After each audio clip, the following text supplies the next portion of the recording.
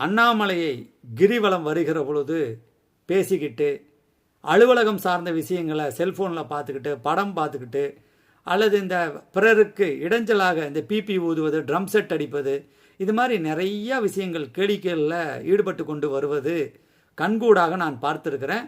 இப்பயும் அது நடக்குது. அதே மாதிரி மனமொத்த இருவர் போகிறாங்க, பேசிக்கிட்டே சிரிச்சுக்கிறாங்க, ஆங்காங்கே அமர்ந்து சிற்றுண்டி குடிப்பது அதெல்லாம் தவறு கிடையாது. ஆனால் அண்ணாமலையை வலம் வருவதற்கென்று சில விதிமுறைகள் இருக்கிறது. அருணாச்சல புராணத்தை வாங்கி படியுங்க. அண்ணாமலையை எப்படி வலம் வர வேண்டும் என்று சொல்லியிருக்காங்க. அண்ணாமலை நாம் நினைக்கிற மாதிரி கல்மலை இல்லை. அந்த அண்ணாமலை அருள் நிறைந்த மலை. சிவபெருமானே மலையாக வீற்றிருக்கிற ஸ்தலம். அது பூமியின் இதயம் என்பார் என் குருநாதர் ரமணர்.